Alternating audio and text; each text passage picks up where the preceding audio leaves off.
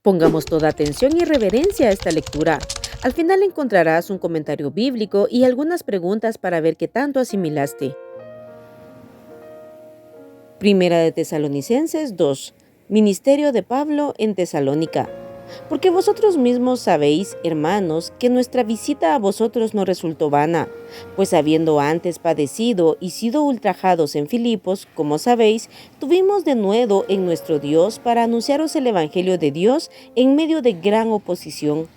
Porque nuestra exhortación no procedió de error, ni de impureza, ni fue por engaño, sino que según fuimos aprobados por Dios para que se nos confiase el Evangelio, así hablamos.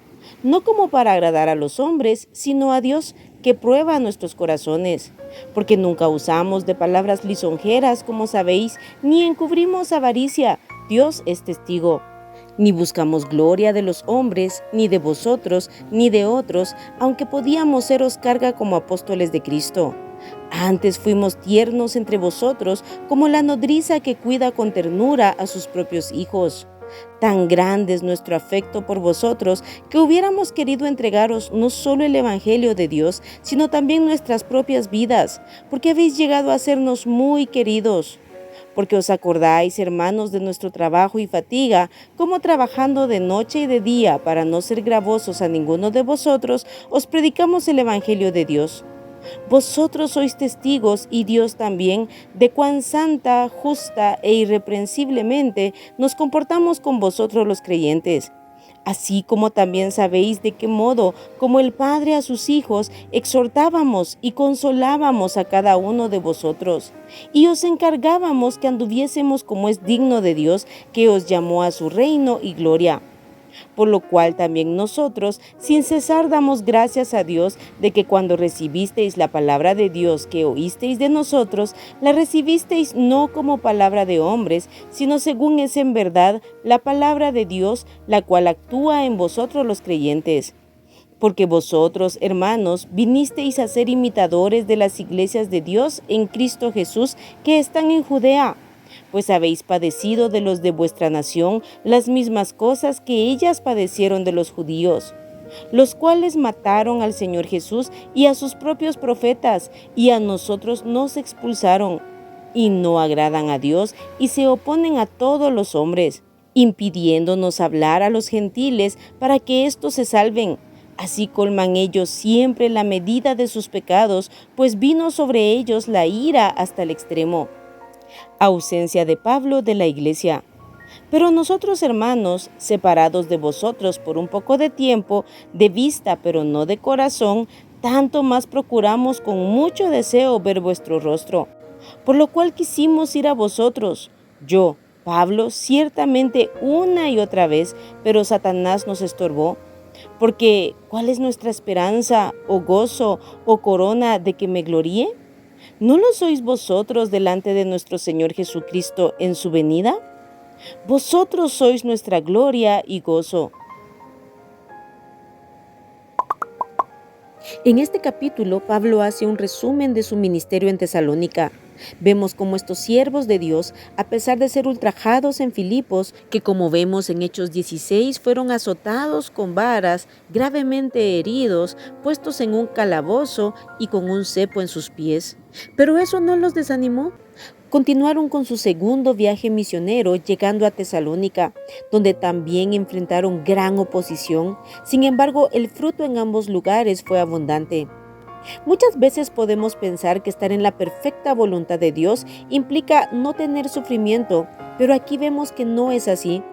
Incluso en Hechos 16:9 leímos cómo Pablo tuvo una visión donde se le dijo que pasara a Macedonia y los ayudara. Él fue a toda esa área de Macedonia donde se encuentra Filipos, Tesalónica y Berea por mandato de Dios. Vemos que el sufrimiento fue grande, pero Pablo estaba seguro de estar haciendo la voluntad de Dios perfecta. Y esa es la seguridad que necesitamos tener, y entender que estar en la perfecta voluntad de Dios no excluye el sufrimiento y la oposición, pero en medio de todo eso seremos fortalecidos por Dios. Vemos en este pasaje que Pablo estaba seguro de estar aprobado por Dios, ya que no estaban para agradar a los hombres, sino a Dios que prueba los corazones. Todo lo que hacemos lo debemos hacer con la seguridad de estar en la perfecta voluntad de Dios y hacerlo de una manera aprobada por Dios, es decir, de acuerdo a su palabra en santidad y pureza. La actitud de Pablo es totalmente contrario a los líderes de sectas y religiones, quienes solo buscan endulzar el oído humano, tener grandes multitudes siguiéndolos para obtener fama y dinero y aprovecharse de ellos. Por el contrario, ellos fueron tiernos y los cuidaban como una nodriza que con ternura cuida a sus propios hijos.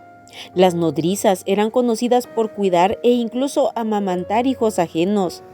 Si cuidaban hijos ajenos con amor, ¿cuánto más lo harían con sus propios hijos? Por eso Pablo toma ese ejemplo. Su amor era tal que estaban dispuestos a entregar sus propias vidas por ellos.